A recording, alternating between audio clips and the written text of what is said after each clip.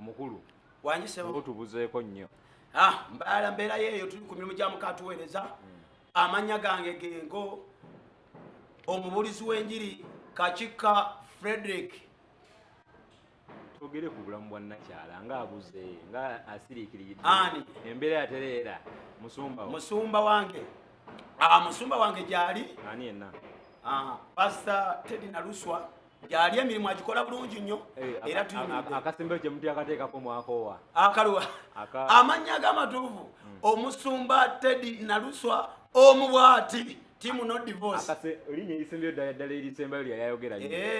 temukyali Teddy Bugingo mwali esonyiwa erinnya tukyaddi esonyiwa kubanga ye Teddy akyayina empeta ye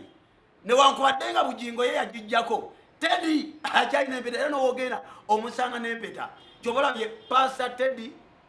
Naluswa Bugingo. Embeera egenda etya ku kyaki etambula bulungi tewali buzibu bwonna era tewali ttaka lyonna mukyala ayimiridde atuwadde ekigambo atusumbye bulungi nnyo ddala era wabeera ku kituuti oyinza okatani na mbeera gyayitamu era kulagira ddala ng'ali motivated nga musanyufu nnyo wakiremu kyusa mu mbuulira yammwe embuulira eringa y'emu n'eya Canada embuulira buli omu abaako n'okuyitibwa kwe era woogenda mu makyaki ag'enjawulo osangawo okuyitibwa kwa njawulo manya osangayo empeereza ya njawulo buli omu abaako ne Mukama we yamugamba oba we yamulagira okola ki okuweererezaamu ekyokubanga kiyinza okuba nga embuulira y'emu n'eya gundi n'eya House of Play oba ewa Bugingo nati ng'owoomanya akateezaala era tekaala kubanga ffenna nze nzikiriza twaba wa Bugingo era nze nalokokera wa Bugingo ate n'oli yali mukyala we bamaze naye emyaka mingi emyaka egisoba mu 3 so embuulira webanga y'emu tewabaawo obuzibu bwonna kasita ffenna tubeera nga tuweereza Kristo. Musumba Bugingo kiki mwamufunamu nga mmwe mu biseera biri nga mujja omusumba Bugingo ne woolaba nze mulumirirwa nembeera mu kamera wano nenjogera neŋŋaa musajja ekintu kyokola kivu nze Bugingo yanyamba banne Bugingo wamulaba bbanga ki nze Bugingo nasooka ne mulaba ku Bati Valley namulaba omwaka Bugingo nga yakava ku Bati nga yakatuuka ku Bati Valley nga yakava ewa Sserwadda we namulabira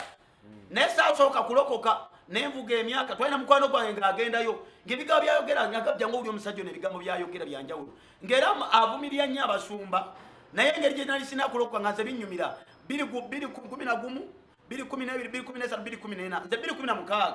ennaku z'omwezi 3 omwezi ogw'omwenda nendokoka era muze abamu abasooka ku Independence Night eyali enamboole ye yali omukunze nalokoka ennaku z'omwezi 3 nga 10 ogw'omusanvu nga 17 waliyo Independence Night era neŋŋenda natula ku madala g'ennamboole nembulyanga gundi amaziga gampita mu maaso nga ndaba ntuusa awantu awatuufu omusajja yali kumulamwa mu kusooka naye ekyo kyokka kye yakola kyekyamuviirako tagali yenna naye nga nze Bugingo newoolaba nnwana yatuyamba nze kuolaba nekyendi kyonna nebyenjogera ka Bugingo eddoboozi lyoyina twogere ku ddoboozi lyoyina abantu beewulugunya baga ku ddoboozi lyenina eddoboozi engeri gye nalwayo wa Bugingo ate nga tusaba nnyo eddoboozi lino lyayagala omufaananamu ate eddoboozi libaweeriti baganda bange nze nabuulira enjiri nga naakalokoka mu 2016 nga nkozesa mumwa eddoboozi lino lyonna ne lyeyuza natuuka ekiseera nga emimiro gino gyonna gyeyuzizza naye nga wemba nga sibuulira njiri nga ginnuma wemba nga mbuulira nga teginnuma kale eddoboozi lino lyaleegukwa buleegulukusi si kufaanana Bugingo era abantu balowooza nfaanana Bugingo enjogera ye naye nga simufaanana Bugingo kyemumanyiiko alaka musajja yali asaba ate yabuulira nnyo enjiri ku street ng'akozesa munywa yabuulira nnyo enjiri kyobala nange eddoboozi eryaleeguluka liringa lasitiika era wembogole nga taamu toga omuzimu gukuddukako gugenda tegwambadde so ekyo eddoboozi nange lyaleekuka buleegulukusi engeri gye nabuulya ebbanga eddene enjiri nga nkozesa mumwa ne lireegulukuka kyobala abamu balowooza mbuuliranga Bugingo naye nga so kiri Bugingo omumanyi nnyo kyekyamwetera okubanga amanyikiddwa mu bantu Bugingo kyekyamwetera okubanga amanyikiddwa kulumba pasitayiga no si kulumba Bugingo agenda okuva wa Sserwadda era Sserwadda mwagala nnyo Sserwadda ayimusa abaweereza Sserwadda eyayimusa Bugingo yabeeranga ku impact buli lunaku. Nagendako abantu nga bagendanga mu ndeeba nga banoonya Bugingo, nga Bugingo ayimba, asobola okuyimba oluyimba n'alumala bulungi, n'aweereza bulungi, ensi yonna n'emwagala. Era nga ogenda mu ofiisi ya Sserwadda alina abasumba bangi, Pastor Sserwadda alina abasumba bangi, naye nga ku ofiisi ya Bugingo abantu bebakuŋŋaanya bagakola musajja kyoyo, musajja kyayogera ebintu ebyo, musajja kyaweereza bwatyo. So fem agijjawo Sserwadda, era nze neewuunya okuba nga yavaayo n'avuma Sserwadda yatuusiza Bugingo ekyo kyali, era yamufudde kyali. Ate ekyokulumba abasumba ab'enjawulo mu kusooka yalumbanga ekyokulumba abasumba ab'enjawulo nze naye nasooka ne mukiririzaamu, kubanga enjiri yali etabuse ng'okuyingira mu bisaawe basaba ssente, oyingira mu kisaawe osasudde ssente, ate ne mu kisaawe nga bagenda kujjako ekiweebwayo bemu eby'ekkumi. Ssebo byeyatandika nabyo nze nabyagala, naye waliwo ate byeyavumira n'asussaawo, kubanga enjiri yeetaaga ssente. Bw'ogamba ebbaasa ate ebbaasa teweetaaga bbaasa baleete mu kyaki, mu bbaasa bazireete mu kyaki, obanga ayagala omenye ekkanisa ya Kristo. Basaba ne banyaba enjiri yeetaaga ki? Yeetaaga ssente. Era abasumba abamu kye bakola oluusi nange enkiwagira nagakwata ebbaasa mukama wabakoledde bako kyoleetera Mukama. Naye ate Bugingo naye ate kyeyavumira naye akikola. Kati abasaba alaali mobile money, kati abasaba alaali n'ennamba y'essimu yali abikuba sende mobile money, sende mobile money sibyagala, naye kati naye agigaba ennamba y'essimu. So kale yalinga ayagala okuzimba ekintu kye, alaga abantu bonna abasumba bali mu Uganda babi, yeye mutuufu yakikola n'afuna ffe mu bantu, naye ate byeyakola ate teyanywererayo ku nsonga gye yaliko, naye ate yava ku mulamwa. ku nsonga ya Bayibuli, okwokya Bayibuli abamu bagamba teyazookya. Bayibuli saagala kugamba mu Bugingo yayokya Bayibuli, kwa nange naliyo, nange nagula Bayibuli ng'ebulamu ennyiriri. Omanyiwo waliwo Bayibuli gye bayita good news, mulimu ennyiriri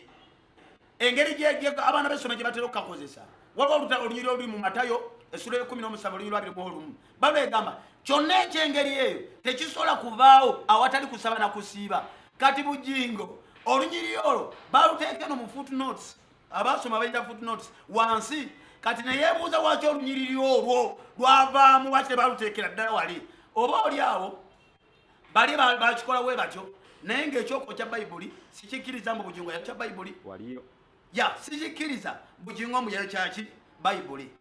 kubanga nange kukananya nali gyensabira naye sikikkiririza. Biyinza oba nga byali bifojing nga omanyi bya social media ne babigiragira agayokyeza Bayibuli, naye nga sikikkiririzaamu ekyo. Twogere ku mbaga omukwano, tubyayogerwa bingi mbu bajja kugira naye baagala nnyo yaluka n'omuyita mu mukazi wange Susan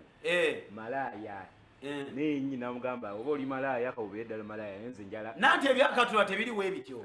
Ebyakatonda osobola okulabanga, osobola okuvola Katonda n'omuvuma n'akulekawo. Era basa abantu bangi nnyo abasamize abavoola Katonda naye nga weebali ng'abatonyesa abayakisa omusana atonyesa enkuba. Ebyakatonda tebipapirwa alabika leero nga kigenda kuleka mu biseera ebijja.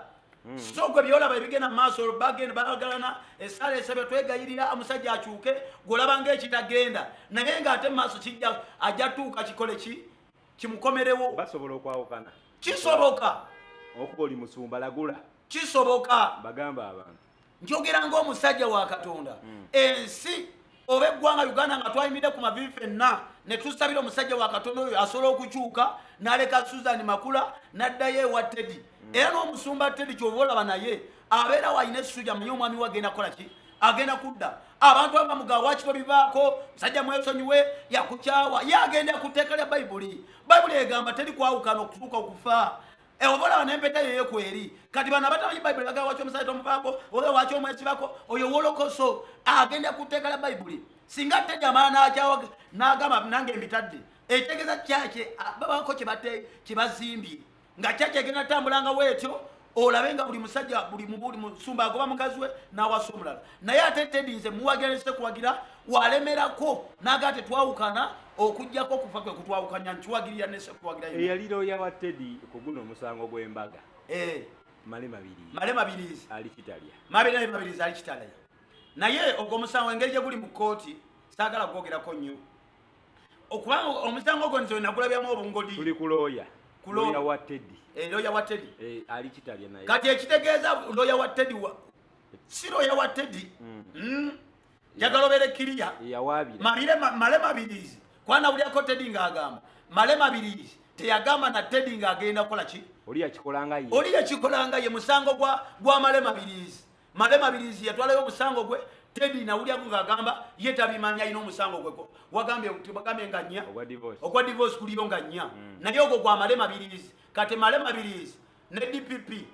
simayo bagenda kikola bajja kwekwasaganyiza eyo